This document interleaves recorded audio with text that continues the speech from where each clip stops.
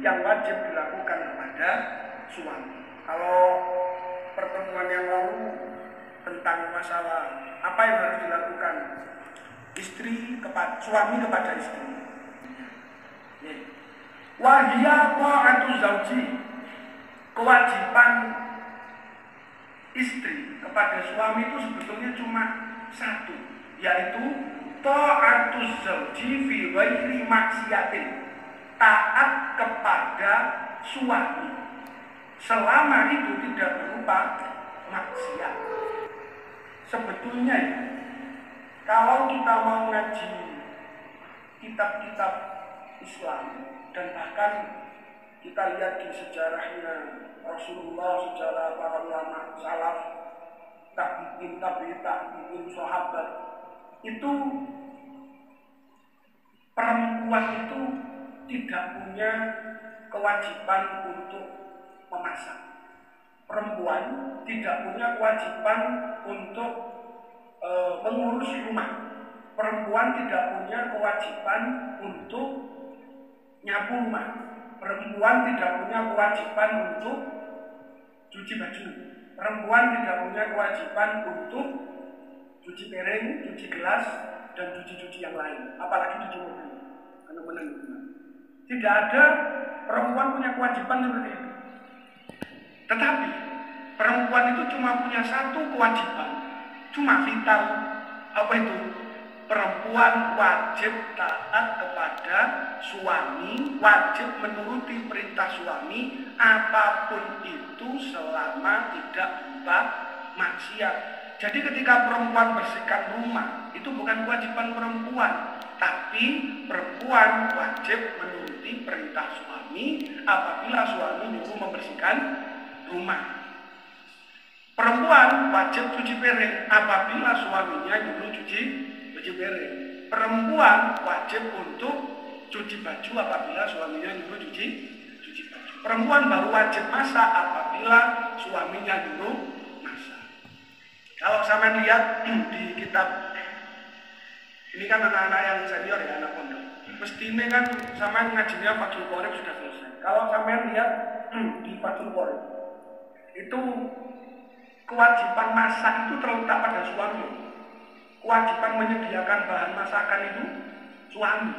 Kewajiban mengolah bahan masakan suami. Saya sama cari di kitab Fathul Qorib tentang masalah kewajiban suami kepada istri.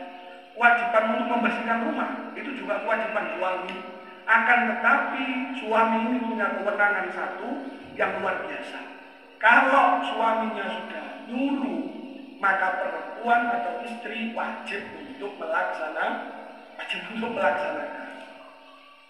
Jadi ya supaya paham saja bahwa tidak ada gunanya kewajiban istri untuk masak, tidak ada. Tapi kalau suami nyuruh masak, maka hal itu menjadi wajib bagi istri. Kalian cari ya, nanti di kitab Fathul Qorib itu ada. Wa husnul mu'asyarati, dan bergaul secara baik dengan suami. Wajib melakukan perintah suami apapun itu selama tidak maksiat, dan juga wajib untuk bergaul yang baik kepada suami. Wa taslimu nafsiha ilaihi, dan menyerahkan dirinya total kepada suami 100%. Jadi para pemirsa TV 9, istri-istri di rumah. Ini saya beri cerita sedikit, nggak sedikit, biasanya panjang. Ngomongnya sedikit tapi panjang. Tentang masalah bagaimana istri yang baik sebetulnya. Saya ambil cerita yang paling tinggi, derajatnya yang paling tinggi. Istri Nabi yang paling dicintai siapa? Tapi justru yang paling dicintai oleh Nabi Muhammad itu Siti Khadijah. Bukan karena kecantikannya, bukan karena kekayaannya, bukan. Tapi bagaimana Siti Khadijah itu betul-betul total mengabdikan dirinya untuk Nabi Muhammad. Wahyu yang pertama kali turun apa? Bukan Cak Wahyu ini, bukan. Sini ada anak pondok namanya Cak Wahyu. Tapi bukan. Wahyu yang pertama kali turun kepada Nabi Muhammad apa? Surat Al-Alaq. Waktu waktu itu kan di gua apa namanya, di gua Hiro itu kan Nabi Muhammad sudah mulai merasa bahwa dirinya itu mau jadi nabi. Akhirnya Nabi Muhammad semedi di gua Hiro. Kemudian singkat cerita turun wahyu pertama, Iqra. Nabi Muhammad kan waktu jujur, kanjeng Nabi itu jujur. Iqra, mana Nabi Korek, kata Nabi Muhammad. Saya nggak bisa baca. Iqra, mana Nabi Korek. Iqra, mana Nabi Korek. Walaupun dibolak balik terus. Bacalah, gak bisa mocok. Bacalah, gak bisa mocok. Bacalah, gak bisa mocok. Jujur, itu namanya orang jujur. Siti Khadijah ini juga agak-agak tahu bahwa yang datang itu adalah Namus. Kalau zaman dulu kan Jibril itu dipanggilnya Namus. Tahu bahwa yang datang itu Jibril. Cuma Siti Khadijah itu ngetes betul Jibril atau tidak. Oh, tadi ada orang ya. Oh, ya wes. Setelah itu, sini coba kamu duduk di paha kiri dulu.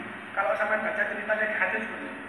Sama duduk di paha kiri dulu sini Muhammad. Bukan jilid, karena Muhammad kan jilid. Waktu itu Siti Khadijah lebih tua. Sama duduk di paha kiri. Bukan tidur, tapi duduk. Bayangin.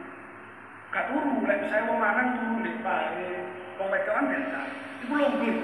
Duduk di sini. Duduk. Ditakoni sama Siti Khadijah. Masih kelihatan nggak orang yang tadi kamu lihat itu? Atau katanya Jibril itu? Masih kelihatan nggak? Masih kelihatan, udah besar sekali. Udah sembunyi di belakang. Sembunyi di belakang. Belakang punggung. Ini ceritanya oleh Sengro Didi. Sembunyi di belakang punggung. Masih kelihatan nggak? Masih kelihatan. Wahyono, yaudah, untuk memastikan ini malaikat atau bukan, coba sekarang kamu masuk ke baju saya. Jadi menggunakan lagu, masuk ke bajunya. Udah. Ketika masuk di bajunya, udah dibayar berbulan baju apa jadi bayar. Masuk ke bajunya pokoknya. Udah masuk, setelah itu kelihatan apa enggak? Enggak kelihatan. Justru keluar dari Muhammad, itu berarti adalah malaikat. Katanya Siti Khadijah. Loh, kenapa kok itu malaikat? Karena malaikat tidak akan pernah melihat aurat orang lain. Hanya ibu iblis atau jin, maka iblis atau jin pasti wahyu. Ini ya, pemirsa TV 9. Ini sering saya ngomong di mana-mana, tapi kadang banyak yang tidak bisa menerima. Oke. Maaf, kira mesti ngomong bapak deh, ini enak ya bapak pondok. Coba kita lihat ke kehidupan kita. Perempuan, pemirsa TV 9 di rumah, terutama yang perempuan.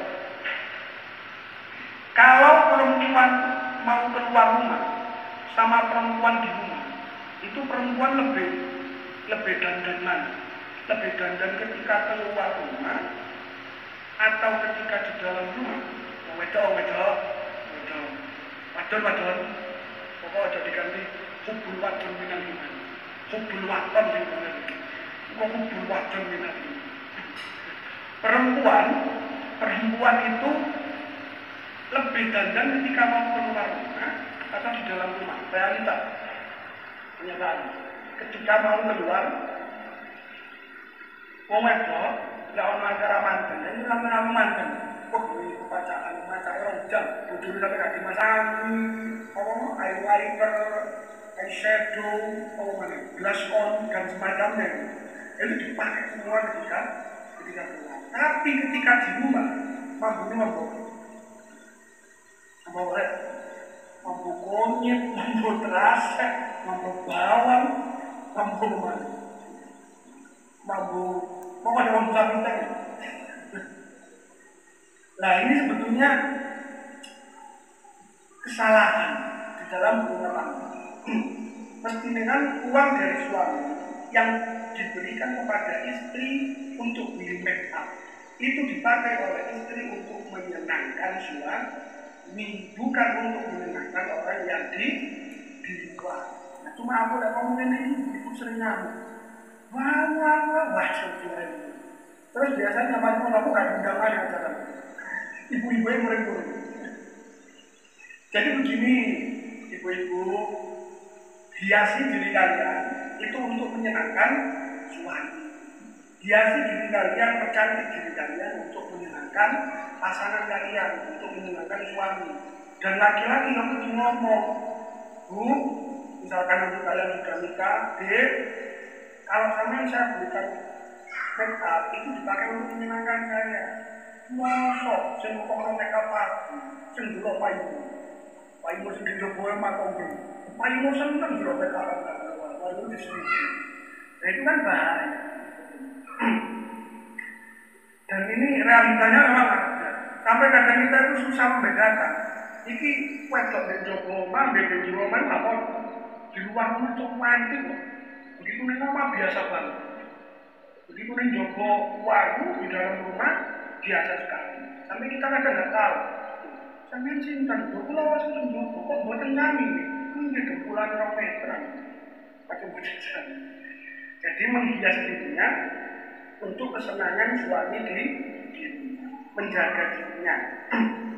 Nah realitanya terbalik, Lek di oma itu pacarnya biasa, tapi ketika keluar rumah pacarnya rumah lagi ngomong tapi lapor dan pokok gitu kita harus tahu. Tapi kan saya ingin kelihatan cantik itu untuk suami itu bukan untuk orang lain. Nah itu kadang perempuan gini, saya tidak menjelekkan perempuan, cuma kritikan untuk kita sama-sama. Misalnya perempuan ini untuk oma, pacarnya bajunya melekat, terus baru wangi menor, kemudian ada laki-laki cuci, ayo nih, terus setelah itu saya disuruh orang, ya bukan total salah laki-laki itu, tapi ada salah kita juga. Kenapa perempuan itu pakai pakaian yang menarik perhatian? Makanya di Islam itu perempuan itu pakaiannya galeh, terawang, tidak boleh rapet dan harus menutup aurat. Fungsinya itu untuk menjaga dirinya dan menjaga keluarga. Dan laki-laki itu juga tegas. Soalnya perintah di Quran Allah, ku anfusakum wa ahdikum. Nah, jagalah dirimu. Kum ya, bukan kunal ya. Kum itu kan untuk kalian lagi, betul ya. Ku anfusakum wa ahdikum. Jagalah diri kalian semua, wahai laki-laki. Wa ahdikum, dari keluarga kalian semua. Nah, karena nanti kalau punya keluarga, apalagi punya istri nanti seperti itu, ya kalian dimilih Jadi misalnya wedok kadang kuoma kok, nanti akan memancing syahwat dan fitnah. Oke, tak jelas Kita rata-rata di Indonesia ini pakai mazhab apa? Syafi'i, ya kan? Syafi'i. Sebetulnya Mas, sama pemirsa dulu. Syafi'i itu nyuruh orang pakai cadar. Ini mungkin banyak yang nggak tahu. Sebetulnya Syafi'i itu nyuruh orang pakai cadar. Syafi'i itu kan mazhab yang paling hati-hati, betul ya? Paling hati-hati. Saya pernah baca Sulam Taufik, ya kan? Sulam Taufik itu kitab yang paling hati-hati. Kalau kita mau masuk kamar mandi saja, sarungnya itu dimencing, ya kan? Dicuekin teman aja sampai kecipratan. Kemudian Sulam Taufik arek cilik yang durung sunat masuk masjid itu dikhawatirkan membawa najis, ya kan? Ya sama ngaji Sulam Taufik kan. Dan kebanyakan mazhab Syafi'i itu seperti itu. Kebanyakan mazhab Syafi'i paling hati-hati. Kita lihat dari cara sholat. Zaman pernah lihat TV Masjidil Haram. Pas pulang atau mungkin pas akhir pekan, kalau akhir pekan di sini kan boleh lihat. Itu kalau siaran langsung dari Masjidil Haram, itu kan banyak orang yang sholatnya sembarangan. Bukan sembarangan, tapi ikut mazhab selain Syafi'i. Allahu Akbar, tangannya di paha. Terus ono kamera, misalnya kamera itu 9 pelaku gitu kan ya. Kan? Terus orang itu mengikuti kamera. Itu kalau menurut Syafi'i nggak boleh. Syafi'i itu sholat harus tenang. Allahu Akbar. Bahkan Syafi'i di atas 2 kali gerakan besar itu akan membatalkan sholat, ya kan? Jadi ada misalnya gatel nih ngeri akbar terus grok, nah ini jelas otomatis batal. Kalau mazhab lain tidak, yang paling hati-hati itu mazhab. Sebetulnya gak cuma Syafi'i, Indonesia ini sudah percampuran mazhab. Makanya kalau kita semua kan warga Nahdliyin. Kalau sampai baca apa itu namanya muqaddimah, pembukaan dari bahasa Asy'ari, itu Nahdlatul Ulama itu sebetulnya bukan cuma satu mazhab, tapi terus pariono contoh, saya kasih contoh, misalkan kirim doa kepada orang mati, itu Syafi'i itu untuk khawatir syirik. Tapi yang membolehkan untuk kirim doa orang mati, tahlilan, gampangnya tahlil, itu malah Imam Malik. Dan kita nggak sadar bahwa sudah terjadi percampuran mazhab. Syafi'i itu paling hati-hati, makanya ini juga disuruh pakai jadah. Kalau mazhab Syafi'i, jadi kita tuh nggak sadar, sering mencolot mazhab itu nggak sadar. Tapi tidak dalam satu hukum ya. Kayak panjangnya sholat, ya berarti sholat Syafi'i kabeh. Tapi kalau kehidupan yang lain-lain mungkin bisa dicampurkan, itu mungkin bisa. Jadi perempuan, ini ngomong kepada perempuan, dan mas-masnya harus tahu untuk mengingatkan nanti kalau kalian sudah keluarga, itu tolong nanti anfusakum wa ahlikum, jaga diri kalian dan keluarga kalian dari api neraka. Jangan sampai kalian membiarkan istri kalian pakaiannya gak benar. Minimal gak nyapret banget. Gak jadi kudu rodok nyapret, minimal gak nyapret. Tapi bujuku orang ngomong, gue ada pakaian yang gede. Boten yang tembakan sak setunggal boten cekap, jahitan ibu. Nah, ada dosa cilik. Boleh mana diburi dong. Guyon-guyon dari teman. Jadi itu kewajiban istri kepada suami yang paling utama itu menjaga dirinya dan selalu menyiapkan dirinya untuk suaminya. Intinya itu memang itu gampang. Bahkan di kalimat yang lain, perempuan itu selama dia taat kepada suaminya, istri itu taat kepada suaminya dalam selain kemaksiatan, maka perempuan itu cukup melakukan hal yang wajib-wajib saja. Kalau perempuan seperti itu taat kepada suaminya, melakukan hal yang wajib-wajib saja, maka masuklah surga dari pintu manapun yang perempuan itu pun. Watarku mutalabatiha, dan perempuan tidak boleh menuntut kepada suami bima fauqal hajati, sesuatu yang laki-laki tidak mampu. Jangan memberatkan suami. Perempuan di rumah jangan memberatkan suami. Suami punya kewajiban untuk memenuhi nafkahnya kepada istri, tapi istri juga punya kewajiban untuk tidak memberatkan suami. Apalagi gara-gara belok. Misalnya, Pak, ini kulo Pak, tau gue itu Pak, sepeda anyar. Sepeda anyar, ini sepeda pacet kayak otot dia gak mar. Otot boleh lebih goblok gitu. Nopol Pak, jangan seperti itu, kasihan. Suami itu kasihan. Dia itu sudah berikhtiar memenuhi nafkah, sudah berikhtiar untuk memenuhi kewajiban keluarga. Tapi kan tetap ikhtiar seperti apapun, kalau ayat Al-Quran, wa ma min dabbatin fil ardi illa 'alallahi rizquha. Orang itu sudah ditentukan kadar rezekinya semuanya oleh Allah. Rezeki itu ya, rezeki. Yang ada jenis rezeki, mana wajib saja kalau rezeki. Bukan rezeki anak pondok. Kalau sama anak laki-laki saya lebih akrab, tangganya wedok lebih lebih sampai kalian ya, podolanan. Nomor 5, rezeki. Rezeki itu begini. Rezeki sekecil apapun itu akan cukup untuk mencukupi hidup. Rezeki sekecil apapun, cukup untuk hidup. Yang penting kita menurunkan kadar.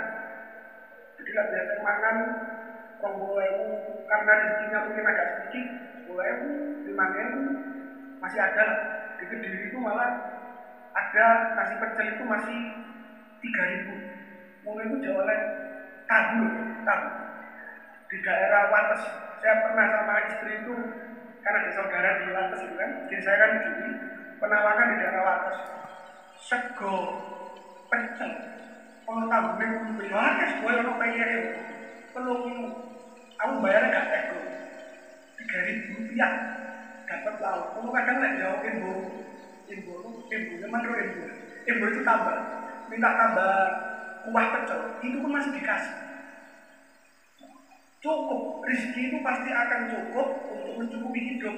Tapi rezeki sebanyak apapun tidak akan pernah cukup untuk mencukupi gaya hidup.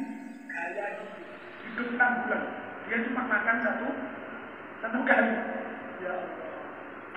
Sampai kalau menurut gaya hidup, nggak akan selesai hidup ini. Makanya mulai bocor bagian kaya. Lalu sore bagian kaya, ya wis ora iku dadi kudu. Nah, yang berjalan oleh laki-laki itu disyukuri. La in syakartum la azidannakum. Lek syukur insyaallah ditambah. Kula mulai singen syukur mboten ditambah-tambah, lek gak ditambah di dunia ditambah di akhirat. Akhirat niku nek ono tenang aja. Kalau Allah sudah janji pasti akan ditepati oleh Allah, pasti. Kalau memang ditakdirkan miskin di dunia, insya Allah nanti kaya di akhirat. Kaya. Kebanyakan penduduk surga itu rata-rata orang miskin. Kenapa? Karena orang miskin itu hisabnya gampang. Ya, orang miskin itu hisabnya gampang. Kalau dompet, misalkan di dompet ada uang 700.000, sama di dompet ada uang 2.000 rupiah. Cepetan hitung itu sewa orang itu. Cepetan hitung orang itu kan, lalu dibuka dompetnya orang itu ini gigil suat bisa tengah.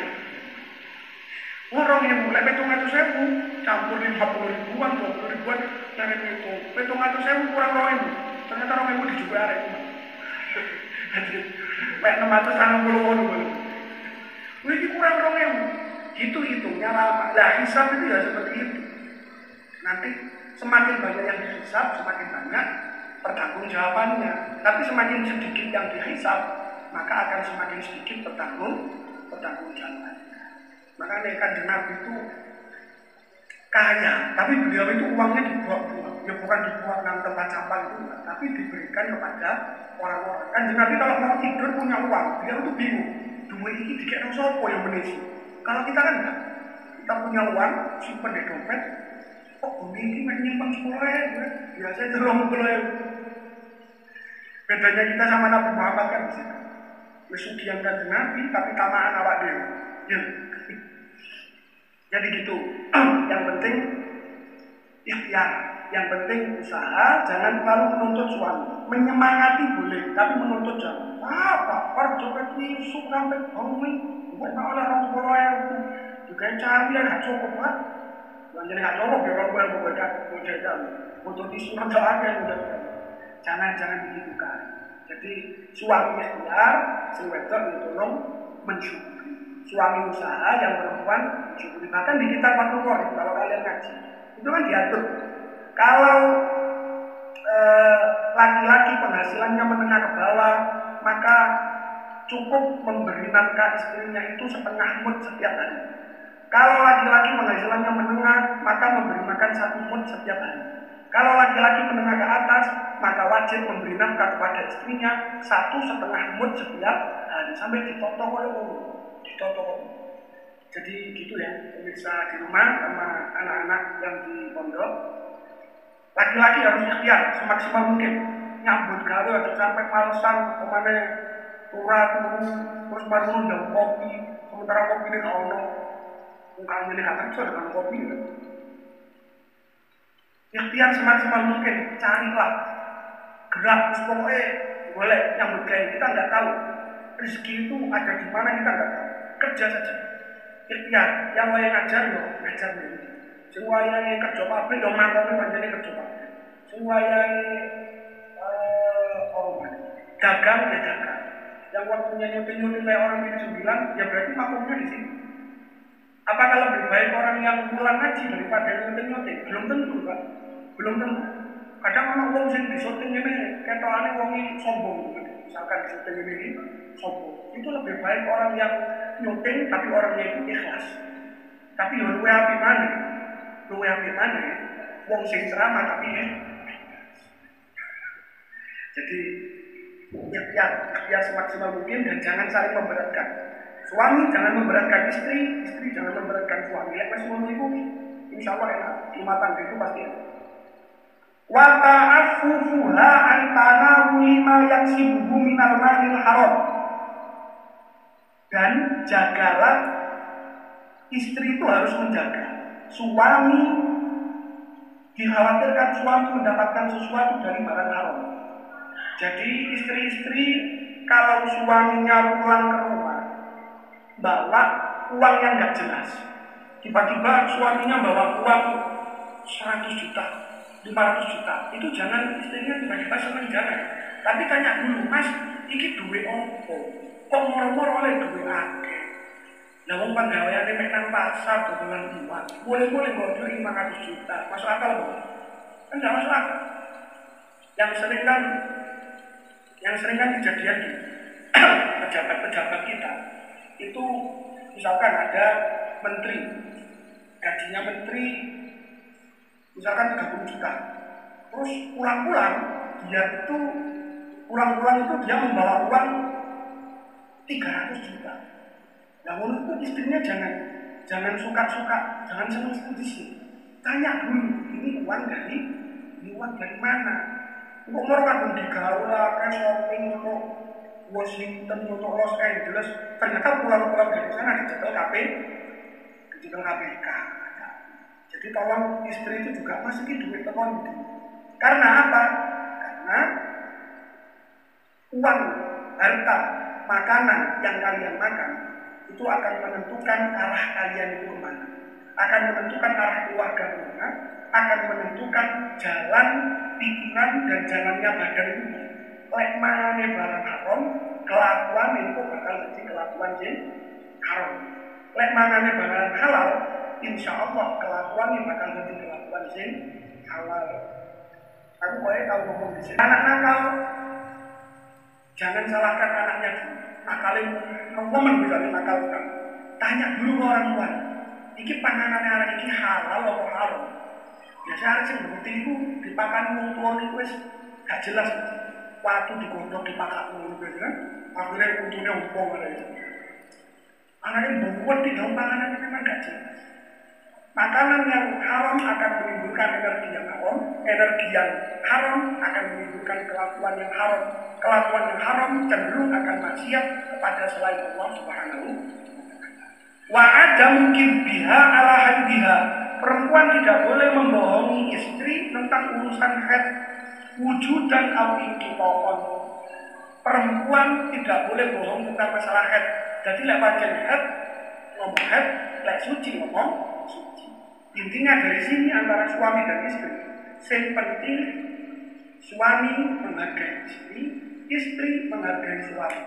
Suami ikhtiar, istri menerima, istri berbuat baik, suami menghargai, istri masak koyo opo, suami mau makan, suami rezeki seberapapun, istri harus mensyukuri. Insya Allah, seperti itu keluarganya akan jadi keluarga yang hidup 6 bulan.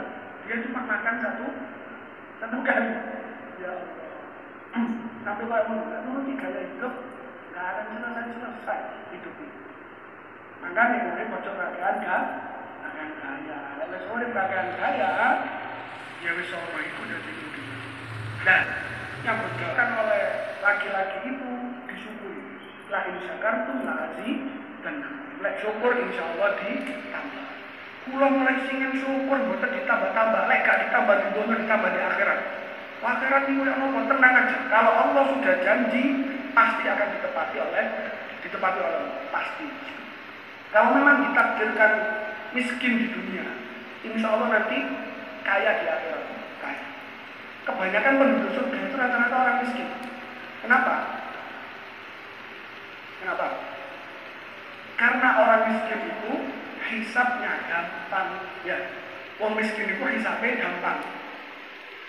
Kalau dompet, misalkan di dompet ada uang 700.000, sama di dompet ada uang 2.000 rupiah. Cepetan hitung-hitung itu sewa merongin.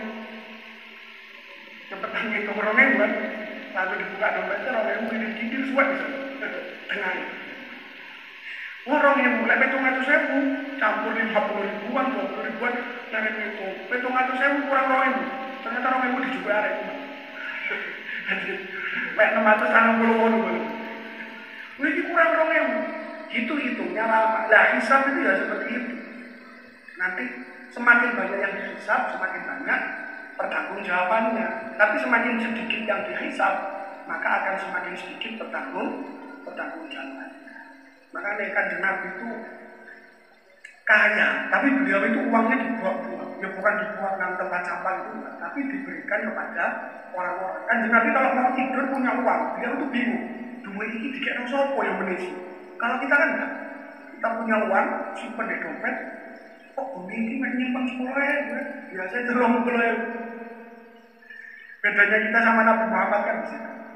Kesugihan Kanjeng Nabi, tapi tamaan awak dewa. Ya. Jadi gitu. Yang penting ikhtiar, yang penting usaha, jangan terlalu menuntut suami. Menyemangati boleh, tapi menuntut jangan. Apa? Perjoget isu sampai bumi, buat oleh orang tua yang juga cari gak cukup pak. Jadi gak cukup ya orang yang membuat jajan. Untuk isu rada aja udah. Jangan begitu kan. Jadi suami ikhtiar, si wedok ditolong mensyukuri. Suami usaha yang perempuan mensyukuri. Bahkan di kitab Fathul Qorib kalau kalian ngaji itu kan diatur. Kalau laki-laki penghasilannya menengah ke bawah, maka cukup memberi nafkah istrinya itu setengah mud setiap hari. Kalau laki-laki penghasilannya menengah, maka memberi makan 1 mud setiap hari. Kalau laki-laki menengah ke atas, maka wajib memberi nafkah kepada istrinya 1,5 mud setiap hari sampai ditotok oleh Allah. Ditotok. Jadi gitu ya, pemirsa di rumah sama anak-anak yang di pondok. Laki-laki harus ikhtiar semaksimal mungkin. Nyambut gawe aja sampai malesan kemana urat terus baru jam kopi, sementara kopi ini gak ono. Bukan milih hati itu dengan kopi kan. Ikhtiar semaksimal mungkin, carilah gerak, pokoknya boleh nyambut gawe. Kita nggak tahu rezeki itu ada di mana, kita nggak tahu. Kerja saja. Ikhtiar, yang lain ngajar nih. Semua yang kerja pabrik, yang mantapnya banyak kerja pabrik. Semua yang dagang ya dagang. Yang waktunya nyuting kayak orang ini 9, ya berarti maklumnya di sini. Apakah lebih baik orang yang pulang ngaji daripada nyuting? Belum tentu kan? Belum tentu. Kadang orang wong sing di syuting ini ketokane wong sombong. Misalkan di syuting ini sombong. Itu lebih baik orang yang nyuting tapi orangnya itu ikhlas. Tapi yo luwe api mana? Wong sing ceramah tapi Jadi ya semaksimal mungkin dan jangan saling memberatkan. Suami jangan memberatkan istri, istri jangan memberatkan suami. Ya masih itu insya Allah enak. Rumah tangga itu pasti enak. Wa ta'affufuha antara lima yaksibuhu minal malil haram. Dan jagalah, istri itu harus menjaga. Suami dikhawatirkan suami mendapatkan sesuatu dari barang haram. Jadi istri-istri kalau suaminya pulang ke rumah bawa uang yang nggak jelas, tiba-tiba suaminya bawa uang 100 juta, 500 juta, itu jangan istrinya tiba-tiba senang jangan. Tapi tanya dulu, Mas, iki duwe opo? Kok moro-moro oleh duwe akeh? Lah wong penggaweane mek nang pasar dodolan iwak. Boleh-boleh kok duwe 500 juta. Masuk akal kok? Kan enggak masuk akal. Yang sering kan kejadian di pejabat-pejabat kita itu misalkan ada menteri, gajinya menteri misalkan 30 juta, terus pulang-pulang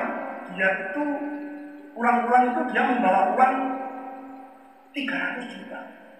Nah, menurut istrinya jangan suka-suka, jangan senang-senang di sini. Tanya dulu, ini uang dari mana? Kok orang digaul lah, shopping untuk Washington, untuk Los Angeles, ternyata pulang-pulang dari sana dicekel KPK. Jadi tolong istri itu juga masukin duit telepon. Karena apa?